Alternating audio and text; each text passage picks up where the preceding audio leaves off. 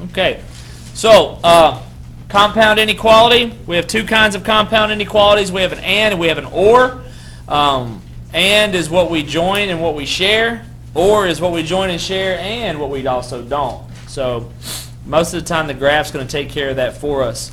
So what we're looking for is the union on our and. So I'm going to work these in two separate problems and then put them together. You don't have to do it that way. You can do it as one problem, but I'm going to look at it separately. Okay, so the first thing I'm doing is I'm going to solve both sides separately. And so this is going to be solving for x. I'm going to go through this really fast. These are what you should ask yourself in your head. If I cover up the equal sign or the inequality sign, there's two expressions. You got to ask yourself if you got to do any simplifying on both sides. There are some questions on the front page that you did have to simplify. Okay, so there's nothing I can simplify because there's no parentheses, there's no exponents, there's no multiplication, and the adding and subtracting is something that I can't combine. So it's as simple as it can get. So now I remove my finger, and I'm going to do my order of operations from bottom to top now to solve for it. So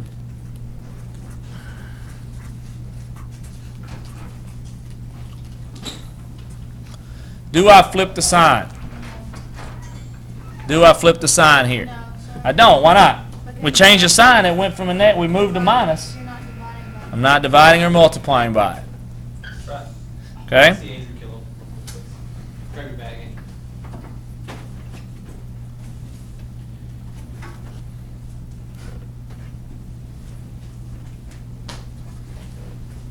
All right, and so on this, since we did move the negative 8 to the other side, that's just adding and subtracting. That's not dividing or multiplying, so it's not changing the state of the number as far as signs are concerned. All right, and so next, we have got to plot that. Now, this question here, and doing it this way, should also help you on some of the questions on the earlier problems. All right, and so, what is a point to the left of 1? 0. You can say it. 0. What's a number to the right of 1? 2. Very simply. There you go. Back there with some gusto. All right, and so I'm going to check this in my original. Some of you are having trouble knowing where to plug it. You're doing really good at solving it. You're getting down to plot it here, but when you go to check it, you're plugging it into the wrong thing. So if you ever have any questions, plug it into the original and see if it's true or false. Okay? And so this is going to be 0 plus 8 is greater than 9. So this is going to give me 8 is greater than 9. Is that true? That is not true. Okay? And so I'm going to check the other side. This is going to be 2 plus 8 greater than or equal to 9. This is going to give me 10 greater than or equal to 9. Is that true? Now, if you don't know that solving it was correct, we can also check it. So I'll plug in 1 plus 8 greater than or equal to 9. Is 9 greater than or equal to 9? Is that true? Yes. And so, this does two things. It tells me that I solved it correctly, and it also tells me how I should do the circle on my, or identify the solution on my number line. Since it is true, then this should be a solid dot because it does include 1. Now, which direction should I shade? Right. Now, another thing that I do to help you is I work them underneath that side. So if this side was false, I'm obviously not going to shade on the side that was false. Okay, so I'm going to shade that way. All right? So the other one, I'm going to solve x divided by 7 is less than or equal to 1. Since x is divided by 7, how do I undo division? Multiply. So I multiply this by 7, multiply this by 7. This is going to cancel out. Do I change the sign in the middle? Why not? Because I'm not dividing or multiplying by a negative number. And so I get 7. Correct? All right. And so on here, I'm going to plot it. There's 7. What number's to the right? 0. 0 would be my easiest, right? Now, I really need to pick these to make my life easier. You don't have to, but I'm now dividing, and I know how much you love fractions and dividing. So what I would suggest is I would pick a number to the right of 7 that's easily divisible by 7, which would be, there it is. Look at us. Look how smart we are. Now we can pick 8. You're just going to deal with a decimal, and you're going to have to recognize the decimal. Okay? All right, and so I'm going to go 0 divided by 7 is greater than or less than or equal to 1. Is 0 less than or equal to 1? Is that true? Yes. 100%.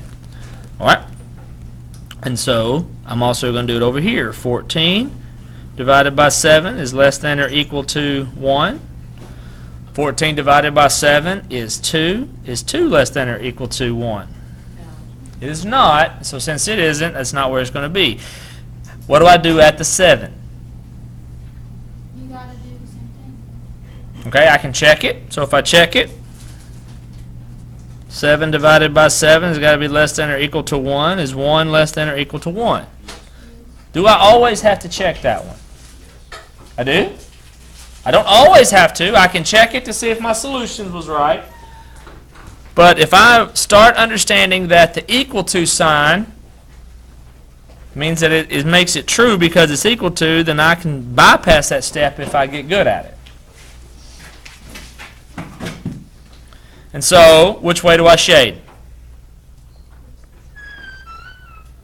Which way does it shade? For the 0. All right, this way. Okay? And so now, since I've worked those separately, I'm going to put it on one number line to answer my AND. My AND says what they share. So my two solutions were 7 and 1. Okay? So at 1, it was a solid dot headed which direction? Right.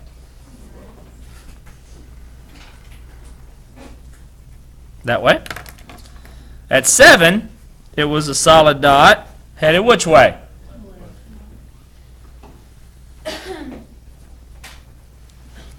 So what's the union? 7, -1. Okay, so we got to be in numerical order. Oh, -1, 7. Is it -1? It was +1, correct? Oh. So it's +1, and so I know that my union is going to be bracket 1 because it was a solid dot, going to 7 because this right here is what they share, and since it's a solid dot, it's also a bracket. Like that. Okay?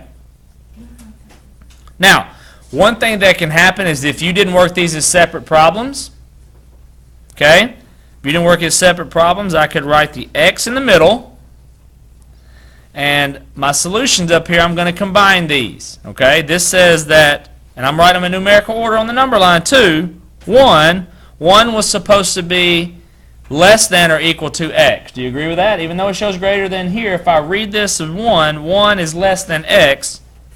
So I can write it like that. And then it says that X is less than or equal to 7. Those of you that had the problems, where it didn't have it separated with an and sign and had them together, that's how your solution would come out to look.